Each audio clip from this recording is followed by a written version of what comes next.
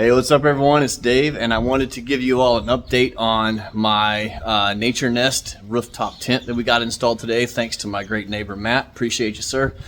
Hey, so yeah, this is my Nissan Armada that we put it on.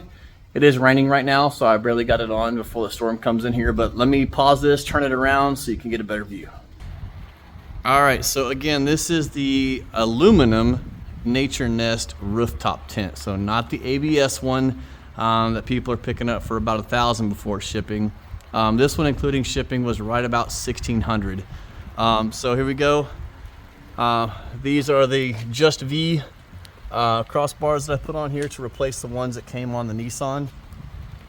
So and then you can see how it just hooks on there with the clamps. I think I might get some more to add to the bottom of it just for some added stability, but there it is. It's got the bars that go up on the top of it. That way you can put solar panels or whatever, kayaks, whatever you might want to put up on there. I don't know, but there it is. That is my Naturnest rooftop tent install.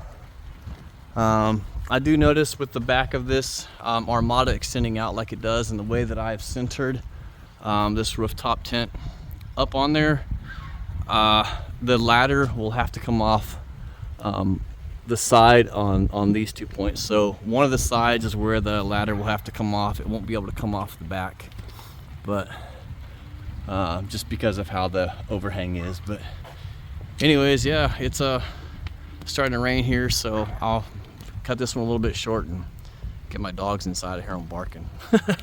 All right, highly recommend this so far. We're gonna take it out.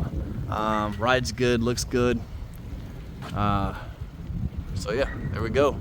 Let me know what y'all think. Link will be down below, and of course, as always, give us a thumbs up, hit that subscribe button. That way we can let you know about all the other cool things that we do here in Central Texas. All right, God bless.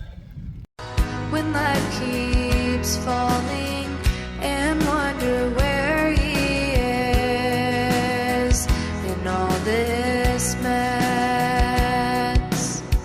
he's right there to guide you, unseen, you're not